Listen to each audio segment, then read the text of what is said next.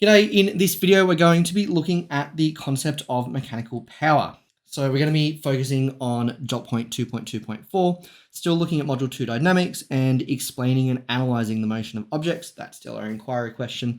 But our content statement dot point 4 is all about being able to look at the concept of average power, this idea of big P. There are two formulae that we're going to look at that can help us to calculate for power. And by getting a better understanding of what power is and how it works, that's going to enable us to complete some first-hand investigations in class. So today our intentions are to first off identify the power formula as well as units of measurement that go with it, as well as distinguish between the concepts of work and power. They are quite closely related and can be a little bit confusing to sort of distinguish between sometimes. And then at the end, what we will do is apply the power formula to some real-world scenarios. So first off, our power formula comes in two forms. So capital P, big P, is power, and power is the rate at which work is done. So for example, you could do lots of work in a short period of time versus doing a little bit of work consistently over a long period of time. And that might actually mean that the rate of power is actually comparable or similar. So we measure power in watts. However, you may also see some other units of measurement that look like joules per second and Newton meters per second. And both of those values are quite closely linked to the two formulae that we have here. The one that is joules per second, very much closely related to this idea of the change in energy over time. So energy joules per time second.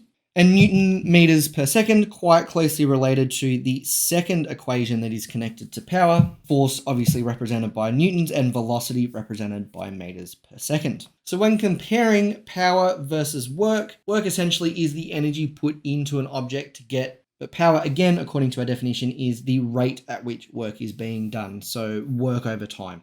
So when reflecting on our first equation here, this idea of delta E, the change in energy, essentially represents work itself.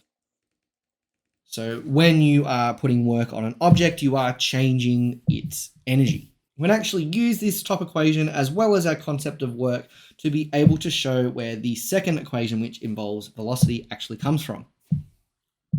So we know that work is also equal to F parallel times the displacement. And we can substitute that straight into our P equation. So we can say that P, or power, is equal to F parallel times S over T. And just to show this a little bit more clearer, that really means that we're taking the parallel force and multiplying it by S on T, which is velocity. So we can rewrite the power equation to look like this.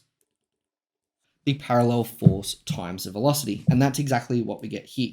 Note as well that we have a power equation which involves cos theta. As we talked about in a previous video about work, if a force is being applied but not parallel to the direction of the displacement, then not all of that applied force is actually going to be doing work. What that means is we can split our applied force into perpendicular components, where one of those perpendicular components is actually parallel to the displacement. At that point, we can do a little bit of trigonometry, which is where the cos theta element comes in, to calculate for the component of the applied force, which is parallel to the displacement. So to cap off today's video, we're going to complete a short power calculation just to make sure that we understand the core concepts here. In this case, we have a 103 kilo refrigerator that's being loaded onto a truck using a hydraulic lift. The lift raises the refrigerator 1.25 meters over the time of 4 seconds. We just need to calculate the power that's being used by the lift to actually lift the refrigerator up. So as usual, I'm going to drop a diagram, collect all of my data in a data column, and from there we'll start identifying equations and solving. So first off, we have our refrigerator. It's going to be experiencing a force here, Fg, which is mg.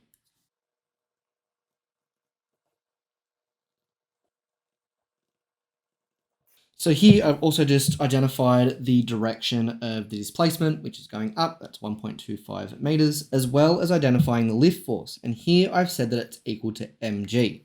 What I'm going to be assuming in this calculation is that the force required to keep the refrigerator moving at a constant velocity as the lift raises it up over the 4 seconds is that it's just going to have to work against mg itself, the mass of the refrigerator. So here the upwards force, the lift force, and Fg are going to be equal to each other but opposite in direction. So we know that power is work done over time, and that work can be calculated as the parallel force times the displacement. And that the parallel force is equal to mg. Now combining all of those equations together, this means that the power that the lift is using is equal to the parallel force mg times the displacement, so mgs on the top, that's our work statement, that represents work, divided by t on the bottom. And at this point, all I need to do is substitute in.